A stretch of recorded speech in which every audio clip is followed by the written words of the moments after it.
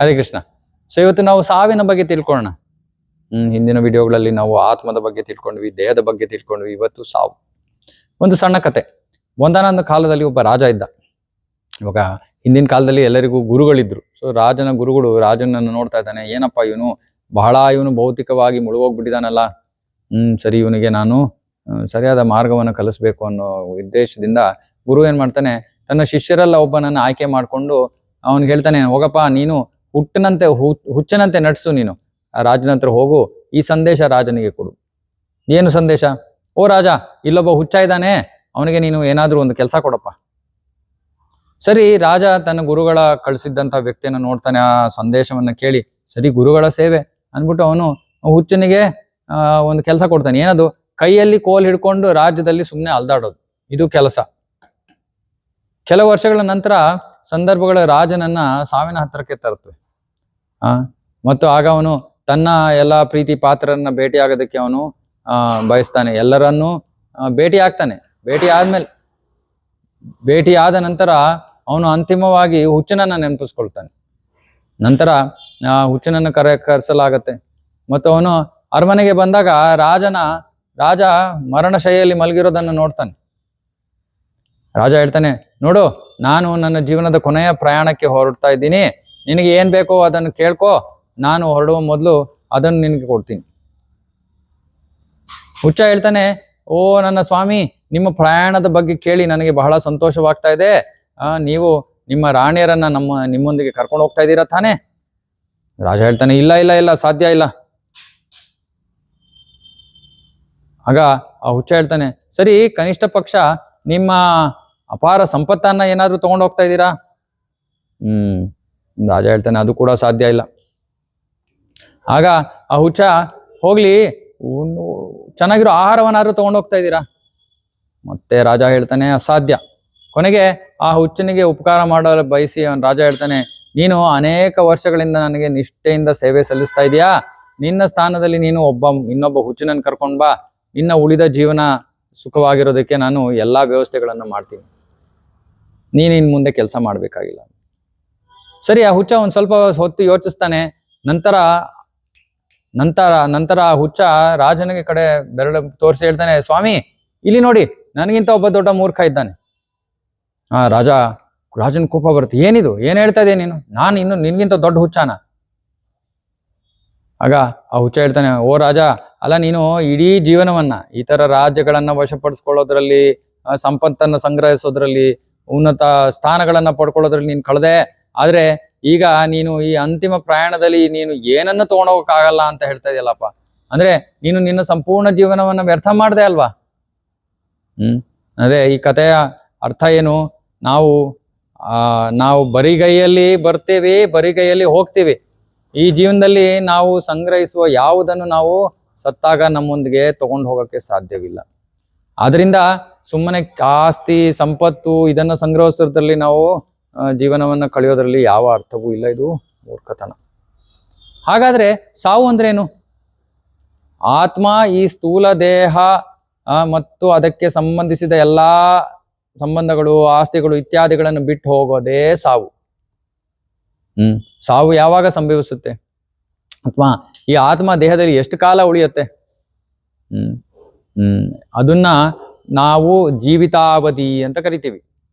ಜೀವಿತಾವಧಿ ಅಂದ್ರೆ ಆಯುರ್ವೇದದ ಪ್ರಕಾರ ಉಸಿರಾಟದ ಸಂಖ್ಯೆ, ಎಷ್ಟು ಸತಿ ನಾವು ಉಸಿರಾಡ್ತೀವಿ ಅಂತ. ಆಯಸ್ಸಲ್ಲ, ವರ್ಷಗಳು ಅಲ್ಲ, ಎಷ್ಟು ಉಸಿರಾಟದ ಸಂಖ್ಯೆ. ಇವಾಗ ಉಸಿರಾಟವನ್ನ ನಾವು ಹೇಗೆ ಮಾಡ್ತೀವಿ? ಸಾಮಾನ್ಯವಾಗಿ ನಾವು ಬಹಳ ಬೇಗ ಉಸಿರಾಡ್ತೀವಿ. ಉಚ್ಛ್ವಾಸ ಒಳಗೆ ತಗೊಳ್ಳೋದು, ಹೊರಗಡೆ ಬಿಡೋದು. ಆದ್ರೆ ಯೋಗಿಗಳು ಏನ್ ಮಾಡ್ತಾರೆ, ಈ ಪ್ರಾಣಾಯಾಮದ ಮೂಲಕ ತಮ್ಮ ಉಸಿರಾಟವನ್ನ ಅವರು ನಿಯಂತ್ರಿಸಿ ಅದನ್ನ ಸ್ವಲ್ಪ ನಿಧಾನಗೊಳಿಸಿ ಎಳಿತಾರೆ.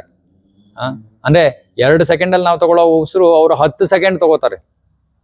ಅಂದ್ರೆ 5ರಷ್ಟು ಅವರ ಆಯಸ್ಸು ಹೆಚ್ಚಾಯ್ತು ಅಂತ. ಉಸಿರಾಟದ ಸಂಖ್ಯೆ ಅಷ್ಟೇ, ಆದ್ರೆ ಅದರ ಸಮಯ ಹೆಚ್ಚಾಗ್ತಾ ಹೋಗುತ್ತೆ. ಹಾಗಾಗಿ ಪ್ರಾಣಾಯಾಮದಿಂದ ಯೋಗಿಗಳು ದೀರ್ಘಕಾಲದವರೆಗೆ ಅವರು ಜೀವಂತವಾಗಿರ್ತಾರೆ. ಇವಾಗ ಉದಾಹರಣೆಗೆ ಯಾರು ಕುಂಭಮೇಳಕ್ಕೆ ಹೋಗಿದ್ರೆ ಬಹಳ ಉದ್ದವಾದ ಉಗುರುಗಳು ಅಥವಾ ಉದ್ದನೆ ಕೂದಲನ್ನು ಹೊಂದಿರುವ ಸಾಧುಗಳನ್ನು ನೀವು ನೋಡ್ಬೋದು.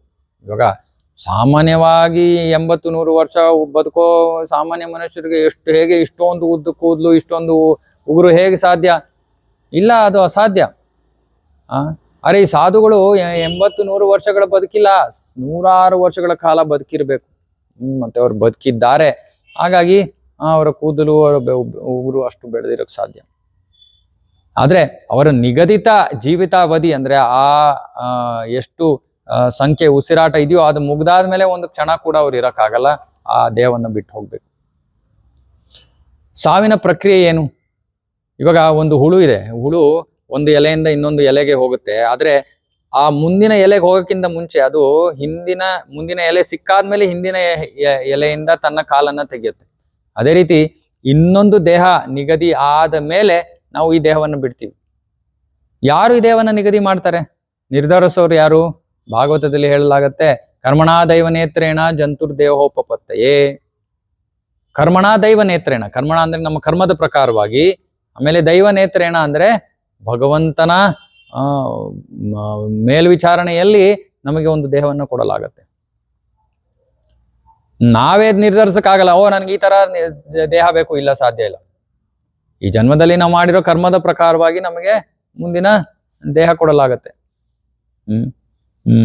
ಮತ್ತೆ ಇವಾಗ ನಾವು ಯಾವ ರೀತಿ ಈ ಜೀವನದಲ್ಲಿ ಇವಾಗ ನಾವು ಜೀವನ ನಡೆಸ್ತೀವೋ ಅದ್ರ ಪ್ರಕಾರವಾಗಿ ನಾವು ಒಂದು ನಿರ್ದಿಷ್ಟ ರೀತಿಯ ಮನಸ್ಥಿತಿಯನ್ನ ಪಡ್ಕೋತೀವಿ ಮತ್ತು ಆ ಒಂದು ಆಲೋಚನಾ ಪ್ರಕ್ರಿಯೆಯನ್ನ ಸೃಷ್ಟಿಸ್ತೀವಿ. ಹಾಗಾಗಿ ಭಗವದ್ಗೀತೆಯಲ್ಲಿ ಕೃಷ್ಣ ಹೇಳ್ತಾನೆ, ಎಂಬಾಪಿ ಸ್ಮರನ್ ಭಾವಂ ತ್ಯಜತ್ಯಂತೆ ಕಲೇವರಂ. ಸಾವಿನ ಸಮಯದಲ್ಲಿ ನಾವು ಜೀವನದಲ್ಲಿ ಹೇಗೆ ಜೀವಿಸುತ್ತಿದ್ದೀವೋ ಅದರ ಪ್ರಕಾರವಾಗಿ ನಮ್ಮ ಮನಸ್ಸಿನಲ್ಲಿರೋ ಯೋಚನೆಗಳು ಅಥವಾ ನಾವು ಆ ಸಮಯದಲ್ಲಿ ಏನು ವಿಷಯಗಳನ್ನು ಯೋಚಿಸ್ತೀವೋ ಅಥವಾ ಏನನ್ನ ನೆನಪಿಸ್ಕೊಳ್ತೀವೋ ಅದರ ಪ್ರಕಾರ ನಾವು ಮುಂದಿನ ದೇಹವನ್ನ ಪಡಿತೀವಿ. ಮತ್ತೆ ಸಾವಿನ ಸಮಯ ಬಹಳ ನೋವುದಾಯಕ. ಹೇಳ್ತಾರೆ 40,000 ಚೇಳುಗಳು ಒಂದೇ ಸತಿ ಕಚ್ಚಿದ್ರೆ ಎಷ್ಟು ನೋವಿರುತ್ತೋ ಅಷ್ಟು ನೋವು. ಅರೆ, ಈ ನೋವನ್ನ ಎಲ್ಲರೂ ಅನುಭವಿಸಲ್ಲ. ಯಾರು ಅನುಭವಿಸ್ತಾರೆ? ಒಂದು ಉದಾಹರಣೆನ ತಗೊಳ್ಳೋಣ. ಒಬ್ಬ ವ್ಯಕ್ತಿ ಒಂದು ಬಾಡಿಗೆ ಮನೆಯಲ್ಲಿದ್ದಾರೆ. ಮಾಲೀಕ ಬಂದ್ಬಿಟ್ಟು ಇನ್ನು 2 ತಿಂಗಳಲ್ಲಿ ಮನೆಯನ್ನು ಖಾಲಿ ಮಾಡಬೇಕು ಅಂತ ಹೇಳಿ ಹೋಗ್ತಾರೆ. ಆದ್ರೆ ನಮ್ಗೆ ಈ ಮನೆಯ ಮೇಲೆ ಎಷ್ಟೊಂದು ವ್ಯಾಮೋಹ, ನಮಗೆ ಮನೆ ಬಿಡೋದಕ್ಕೆ ಇಷ್ಟ ಇಲ್ಲ, ತುಂಬಾ ದುಃಖದಲ್ಲಿದ್ದೀವಿ. ಅಯ್ಯೋ, ಇದು ಹೇಗೆ ಸಾಧ್ಯ, ಯಾಕೆ ಇವ್ರಿಗೆ ಬಂದು ನಮ್ಗೆ ಹಿಂಗೆ ಹೇಳ್ಬಿಟ್ರು ಅನ್ಬಿಟ್ಟು ಇದೇ ನೋವಿನಲ್ಲಿ ನಾವು ಮುಳುಗೋಗ್ಬಿಟ್ಟಿದೀವಿ. ಹೊಸ ಮನೆಯನ್ನು ಹುಡ್ಕೋದೇ ಮರ್ತು ಬಿಟ್ವಿ ನಾವು.